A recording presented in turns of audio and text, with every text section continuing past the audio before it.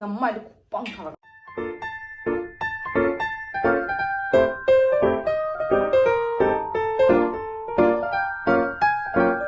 Hello guys, welcome back to my YouTube channel. Ngasi gi mukbang video ina tawreba ko myam. Ado akhoina ngasi cha doise mushroom ga nga ga thongbane ba ko. Adudi myam video se makha ta ni yengminarse.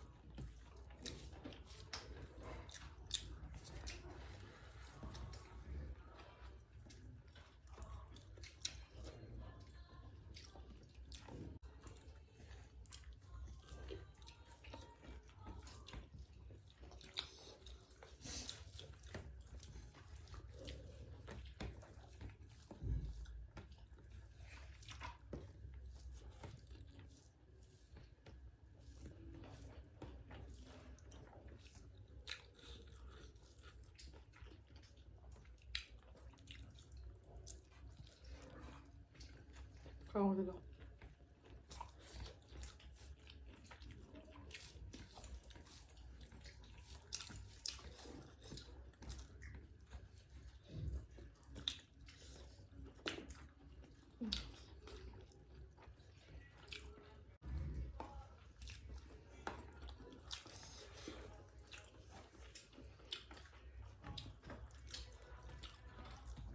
Alam zaga mushroom ga kango.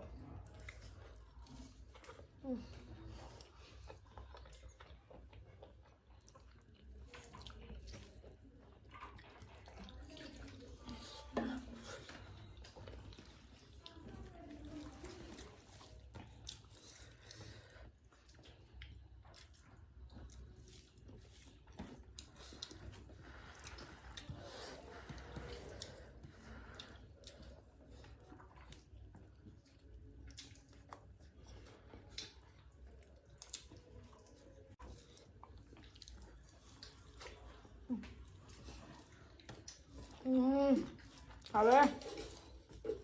Anu luar ba? Sama calo ni ba? Calo ni mẹ. Hảo vậy à? Hảo trên này. Hảo đi. Hảo đi hảo. Ăn gì qua ngon rồi.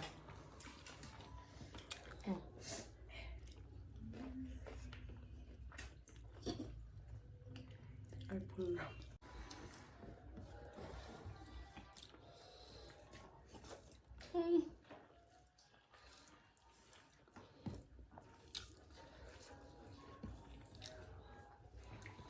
Nga 부자지. 그냥 진짜 너무好.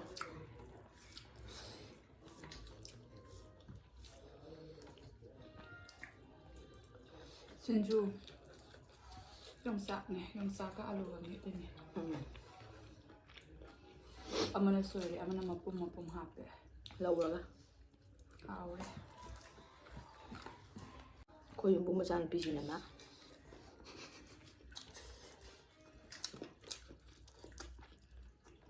Vang chập rồi nha. Mà mấy cái sao nó để mà lúc mình là đẹp được. Ăn quả.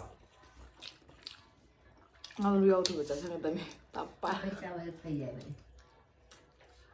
Đây phải về.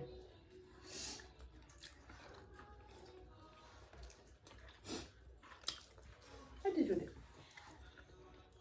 Không được.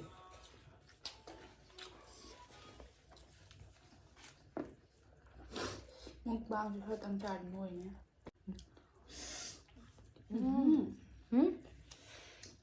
Đậu đã.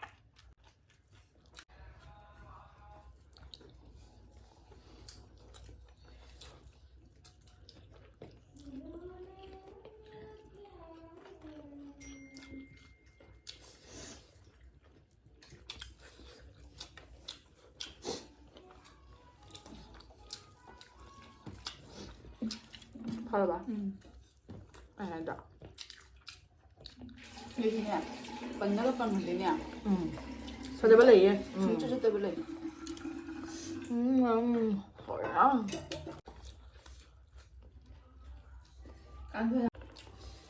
ꯑꯩꯁꯦ ꯉꯥꯒꯤ mukbang ꯇꯧꯅꯤꯡꯉꯦ ꯉꯥꯗꯗꯤ mukbang ꯇꯧꯅꯤꯡꯗꯦ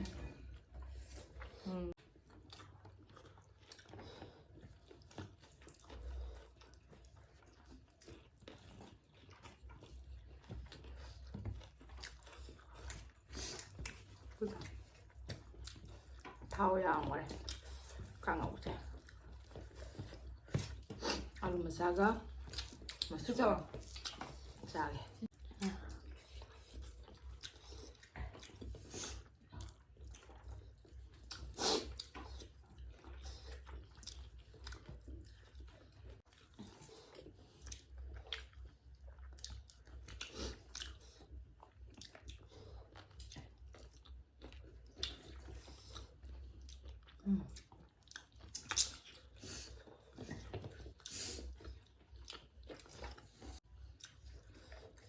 자,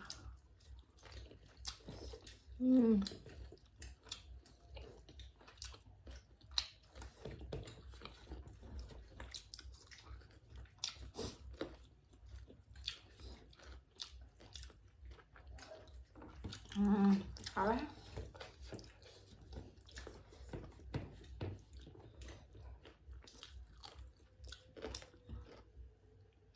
Mình thấy là bụng rất là thơm.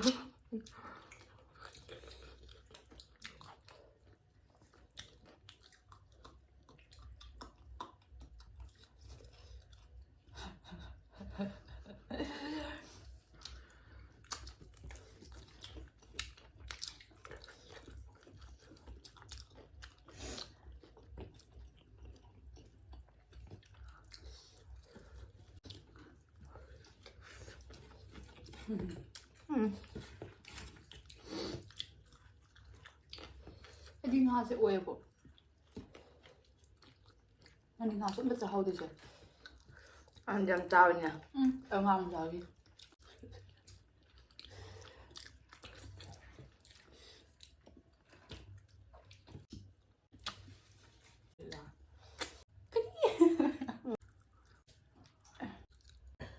ꯃꯥꯡꯈ꯭ꯔꯦ ꯀꯗꯥꯏꯅꯣ ꯆꯥꯛ ꯆꯥꯕ ꯂꯣꯏꯔꯦ ꯑꯩꯈꯣꯏ mukbang ꯇꯧꯕ ꯂꯣꯏꯔꯦ ꯑꯗꯨ ꯅꯨꯡꯉꯥꯏꯕꯤꯔꯒꯗꯤ ꯃꯌꯥꯝ ꯂꯥꯏꯛ ꯁꯤꯌꯔ ꯁꯕꯁꯀ꯭ꯔꯥꯏꯕ ꯇꯧꯕ ꯀꯥꯎꯕꯤꯔꯝꯒꯅꯣꯕꯀꯣ ꯕꯥꯏ ꯕꯥꯏ ꯍꯧꯖꯤꯛ ꯀꯣꯟ ꯐꯦꯡꯕ ꯅꯪꯒꯤ ꯄꯥꯜꯂꯤ ꯉꯝꯃꯥꯏꯗ ꯄꯪ ꯊꯥꯔꯛꯀꯅꯤ